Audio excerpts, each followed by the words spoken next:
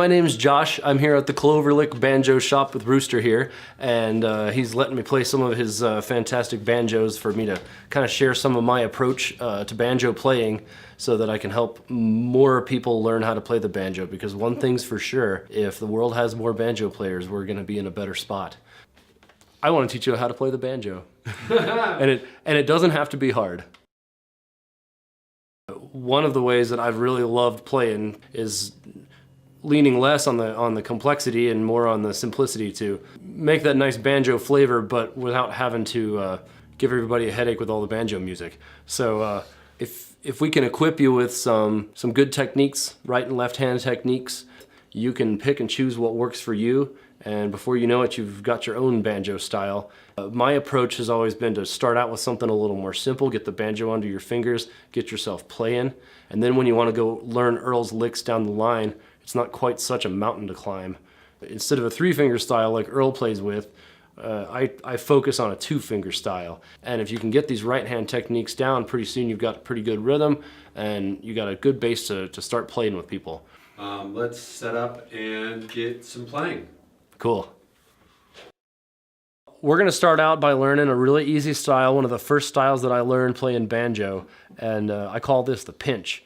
And so the pinch itself is really just using your index and thumb, and you're going to pinch the 2 outside strings of the banjo.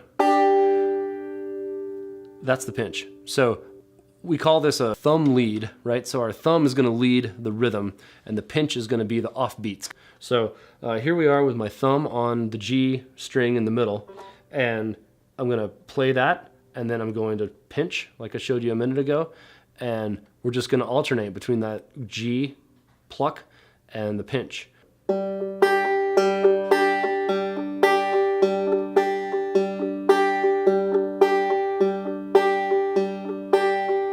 So very simple. That's the most basic groove that we start with. What we do to develop that a little bit more and make it seem a little less simple is we alternate the bass note. So instead of every time using our thumb on the middle G string, we'll start there and then we'll alternate that going back and forth between G and the low D. Basically is what we're doing, but we're going to pinch in between each one of those. So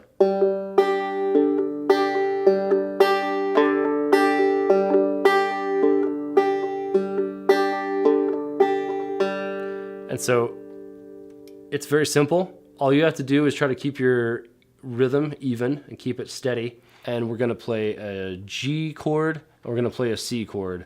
And a C is really just the 2nd fret on the outside strings up here, and on the B string you're going to put your index finger here on the 1st fret. Here's our G. And then we'll go to our C.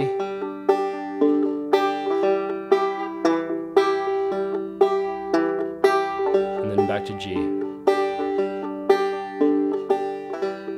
And if you can just go back and forth between those two, try to keep it nice and steady, all of a sudden you've got a pretty nice groove for a fiddle player to play something on top of.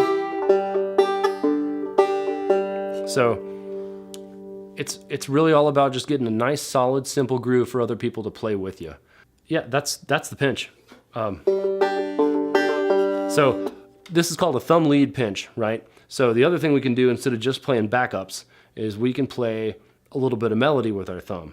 And so I like to, since the pinch itself is always on the outside strings, I like to lead my melody with my thumb on inside strings. Really, all we're doing is the major scale, and you can pretty much look this up anywhere, but this is going to be G, A, B, C, D, E, F sharp, and G.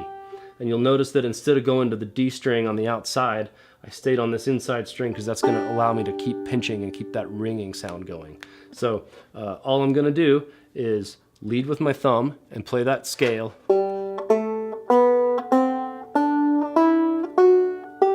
And I'm going to pinch in between every one.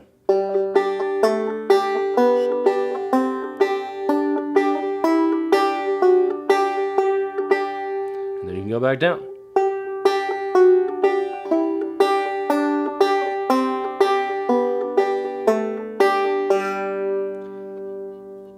And so really what we're trying to practice is getting our right hand nice and solid, getting it nice and steady.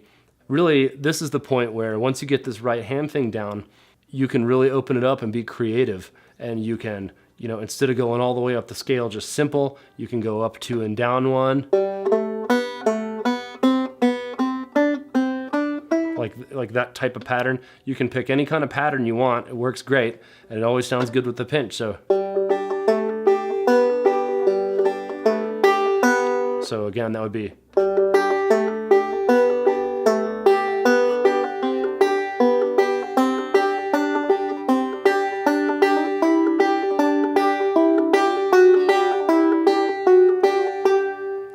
And there's as many patterns as you can think of.